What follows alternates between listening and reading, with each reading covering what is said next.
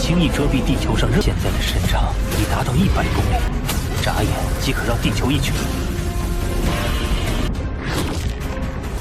磨砂族分身也到了。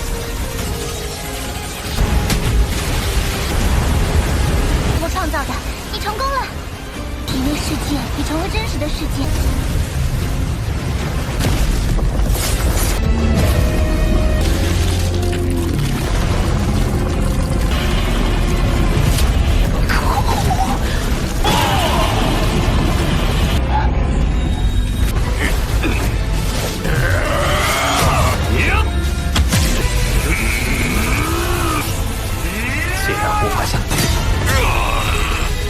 Halo kalian semua, selamat datang di channel Donghua Master. Bagaimana kabar kalian semua? Mimin harap kalian semua baik-baik saja. Dan pada video kali ini kita akan melanjutkan alur cerita dari serial Donghua Suelesar episode ke-161.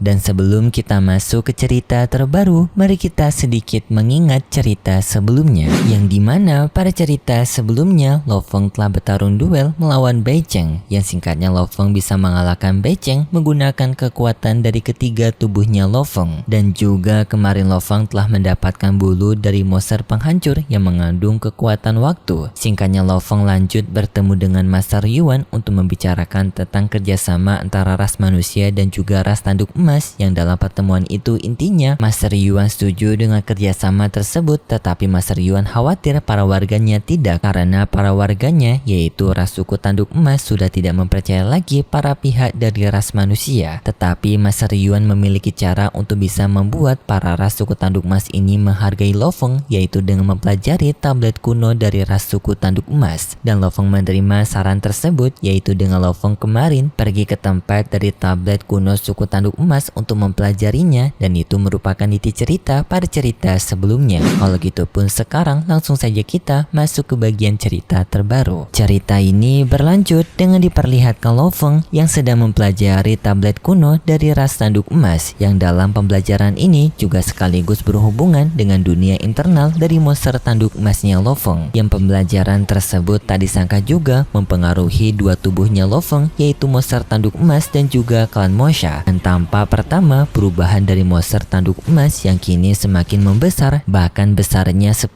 kali lipat lebih besar daripada tubuh sebelumnya, sekaligus peningkatan dari kekuatan monster tanduk emas yang diyakini oleh Lo Feng. Monster tanduk emas dapat dengan mudah mengelilingi planet bumi dengan ukurannya sekarang.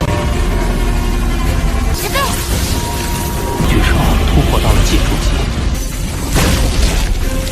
展开可以轻易遮蔽地球上现在的身长已达到100公里，眨眼即可绕地球一圈。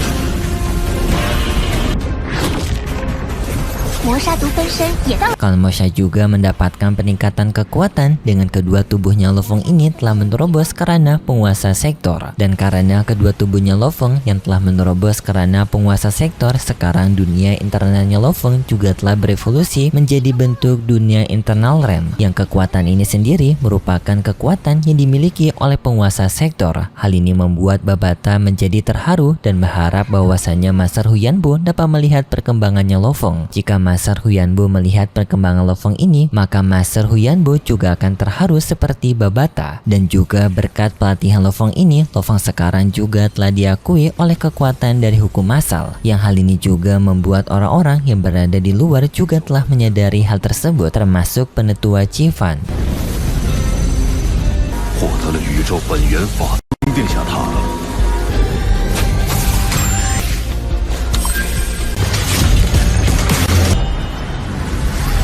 Lo Feng juga telah merasakan perkembangan kekuatannya berkat semua metode pelatihan yang berada di tablet kuno. Dengan pelatihan seperti ini, Lo Feng sudah merasa kalau dirinya akan bisa lolos pada jembatan Tongtian level ke-9.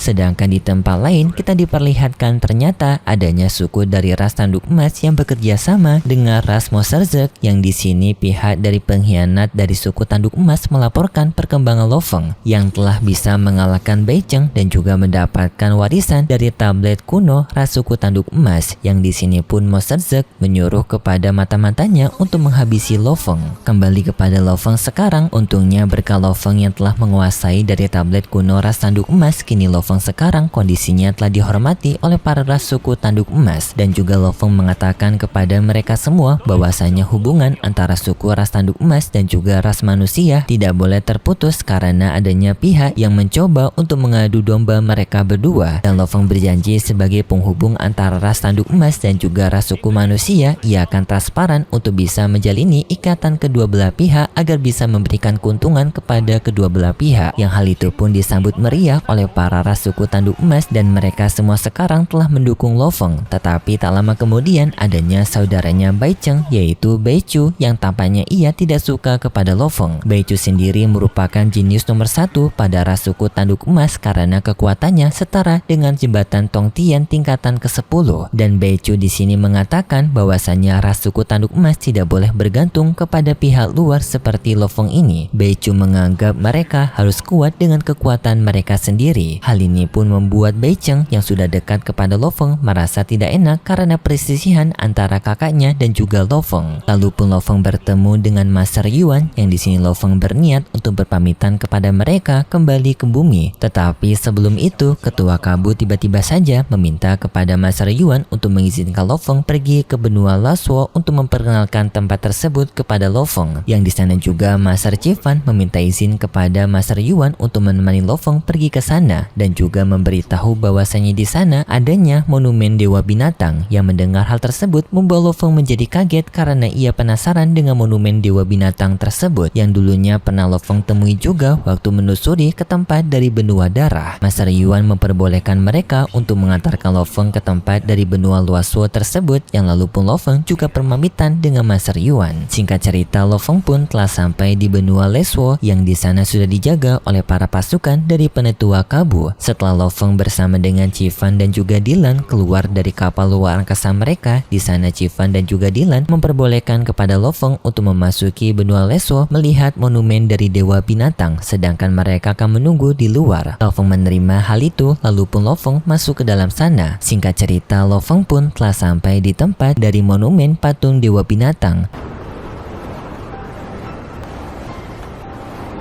我感觉到如此可怕的威压，仅仅是一座，是否有所关联呢？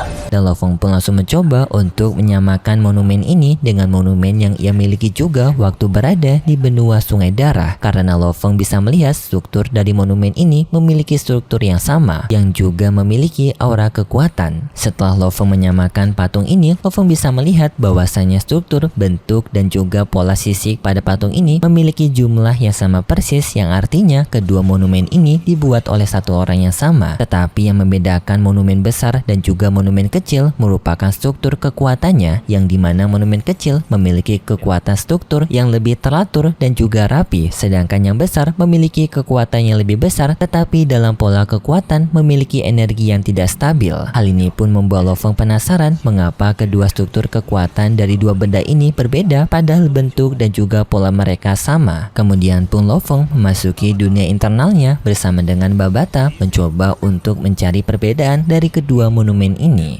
明白。 问题一定在纹理上，既然其他都一样，也隐隐散发威压。 Yang singkatnya Babata menemukan bahwasanya kedua monumen ini memang memiliki urutan kekuatan yang berbeda. Yang besar urutan kekuatannya lebih mudah untuk dipahami, tetapi untuk yang kecil memiliki struktur yang lebih rumit dan juga sangat ribet dalam pembentukannya. Lo Feng pun penasaran dengan hal ini dan Lo Feng pun mengeluarkan dari tubuh tanduk emasnya untuk mencoba membentuk replika dari kedua monumen ini, yang dimana pertama monster tanduk emas membentuk dari monumen raksasa, yang monster tanduk emas bisa membentuk dengan sangat mudah dan juga cepat tanpa adanya kesalahan. Selanjutnya tanduk emas membentuk replika ulang dari monumen yang kecil, tetapi sayangnya yang kecil ini ternyata tidak bisa dibentuk ulang oleh monster tanduk emas, yang malah memberikan tekanan kepada monster tanduk emas dan juga Lo Feng. Yang hal ini pun membuat Lo Feng semakin penasaran dari mana monumen kecil ini berasal, dan Lo Feng menduga bahwasanya monumen kecil ini kemungkinan besar telah dibentuk oleh ras manusia super. 小雕像就受到作用于灵魂，不然左营在尖角巨兽身上。 Bahkan Lo Feng yang memiliki 3 tubuh dari ras manusia, klan Mosha, dan juga tanduk emas tidak bisa membuat patung ini. Yang ketiga, tubuhnya Lo Feng sama-sama mendapatkan tekanan tersebut. Lo Feng pun sangat sadar bahwasanya monumen kecil dari patung monster ini merupakan harta yang sangat berharga karena bakal Lo Feng tidak bisa untuk membuat tiruannya. Tetapi di saat yang bersamaan, ternyata mata-mata dari ras Monster Zerg sekarang telah menemukan keberadaan Lo Feng dan berniat untuk menghabisi Lo Feng. Yang ternyata itu merupakan Beichu, kakaknya dari Beicheng. Ia pun langsung menyerang Lo Feng, sedangkan Lo Feng yang masih belum bisa bergerak akibat percobaan sebelumnya juga telah merasakan keberadaan dari Beichu yang menyerang dirinya dari belakang. Lo Feng pun dengan segera membatalkan eksperimennya dengan monster tanduk emas yang menghancurkan tiruan dari monumen monster tersebut, yang membuat Lo Feng pun bisa bergerak kembali dan langsung menghentikan serangan dari Beichu.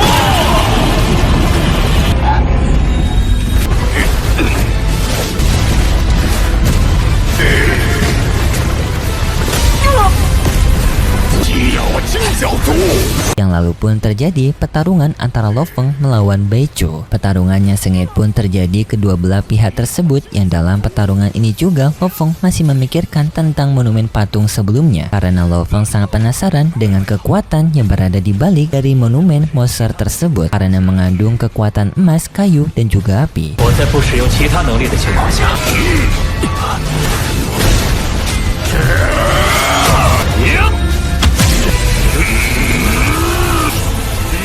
虽然无法像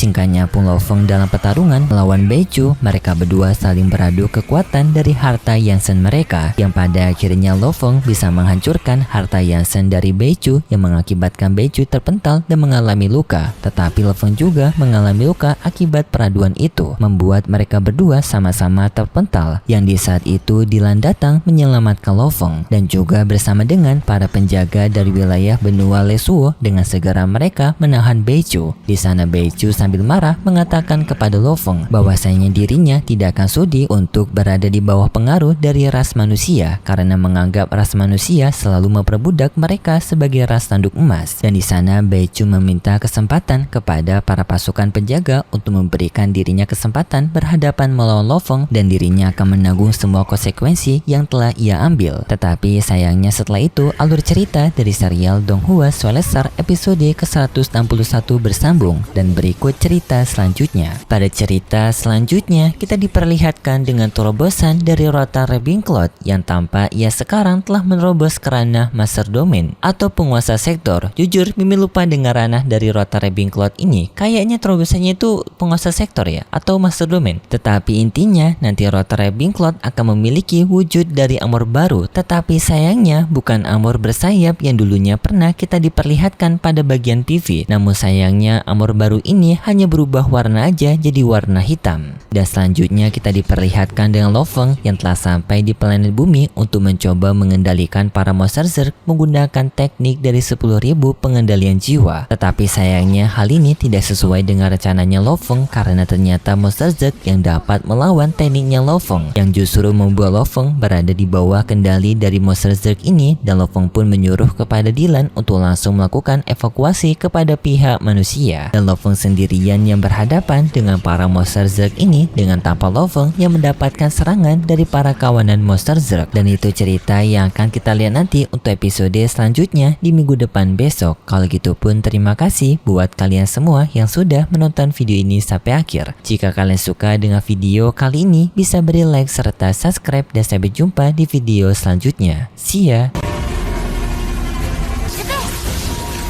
巨兽突破到了技术级，展开可以轻易遮蔽地球上现在的身长已达到100公里，眨眼即可绕地球一圈。磨砂毒分身也到了。